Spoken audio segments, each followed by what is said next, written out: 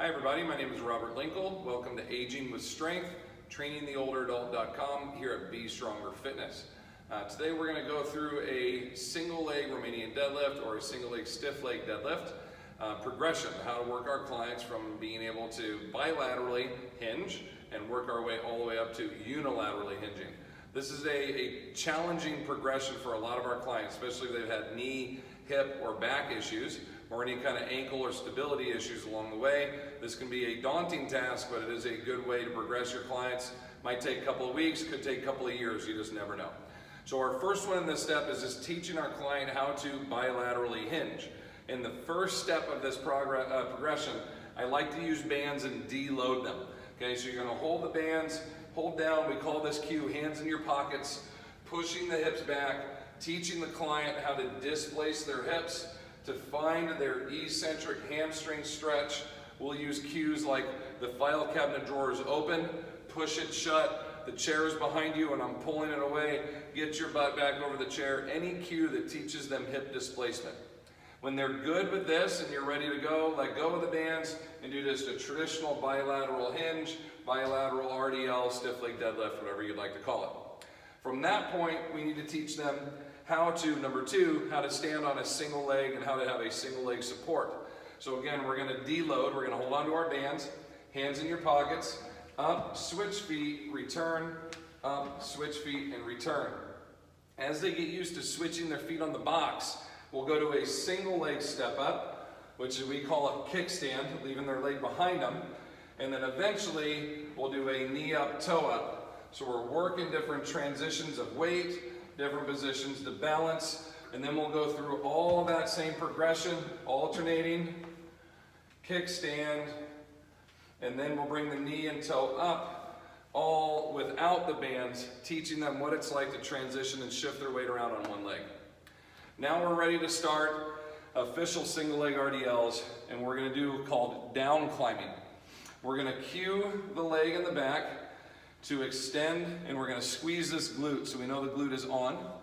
We're gonna search for a hamstring stretch as we continue to lift the leg and down climb down the post, and then we're gonna work back up the post. We wanna teach our client what it feels like to be on one leg and to get all the way up into this teapot pour out position, the capital T, and then work their way back up. And we will do that same action, down climb, let go for a second, climb back up until they master the sensation and the feeling of trusting themselves on one foot, balancing, and then returning back up, all in one piece, one lever system, okay? We use the nutcracker or a teapot as an example, the handle with the mouth of the nutcracker, the handle with the spout of the teapot. There's no play in the middle. They must be stiff, must be tight, must be locked in as they attempt to do this single leg progression. After we've mastered down climbing, now it's time to do a eccentric, stretch down, hold it, hold on if they need to concentrically come back up, or vice versa, down climb, find the hamstring stretch, let go, and practice coming up concentrically. It depends on the client where their strengths lie, which one of these they'll need to do, but try both. If they struggle with one, more than likely they'll be pretty decent at the other one.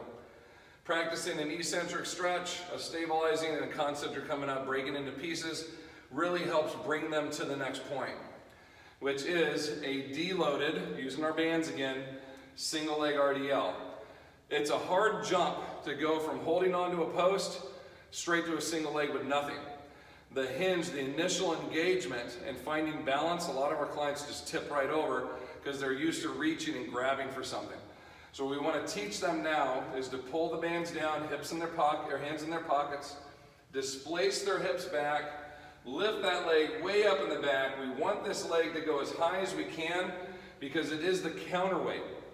A common mistake for our client is to lift the leg a little to stop and then just continue to bend over, because they feel like the higher their leg gets, the more unstable they are. It's actually quite the opposite.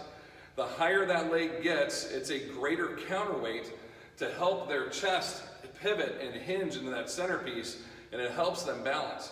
So we really want to cue that leg up as high as we can get it, and then use the bands here. If they're falling off balance, they can use the bands to help them stabilize.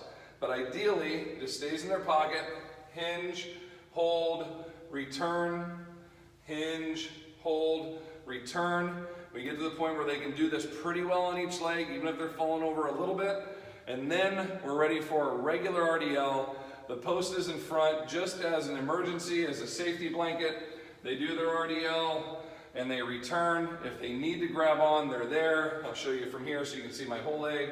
I lock in the glute first, lift, lift, keep lifting, keep lifting. If I need the post to correct, I can make my holds, I can make my changes. But ideally, I'm just performing my lift, performing my movement. One last really good cue that helps the client.